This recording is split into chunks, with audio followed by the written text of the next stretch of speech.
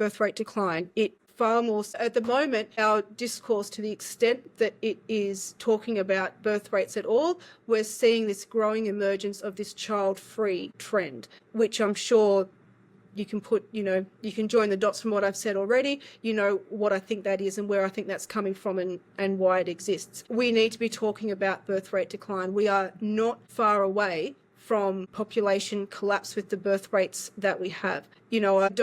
It's dangerous to get into a conversation about immigration and, population demographics and things like that when, this is the last question and I don't have a lot of time to speak sensitively on the issue.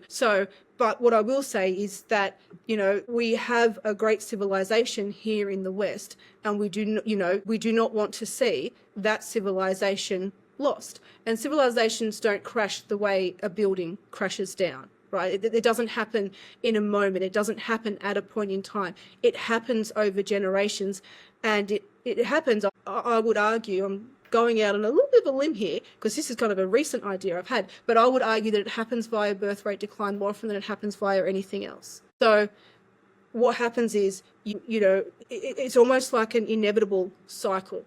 You develop a level of technology which gives people a level of standard of living and allows a certain level of luxury to develop. And what that inevitably allows is for women to access resources without going through men. If you no longer need men to toil very hard to produce the resources and who can then gatekeep those resources from women except via marriage and children, which is the fundamental mating market exchange, right? That's the exchange. The men have the resources and they exchange them with the women for the children, and that's what promotes marriage and that's what promotes reproduction.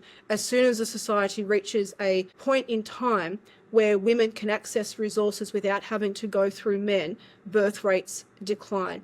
And it's not a passive process, it's an active process. Female intersexual competition drives the social changes that are needed in order for women to be able to access those resources. And once women are able to access those resources, intersexual competition focuses on demonizing men and defiling men and encouraging, the future is female. And what you end up with is female intersexual competition attacking background birth rates. I won't speak too much about the pro-abortion movement because it's awful, but anybody who still thinks that the abortion debate is sitting in the space of, rare and only when needed, is kidding themselves. It's not. Absolutely, it's not. And what you see is female intersexual competition driving birth rates down and down and down and down.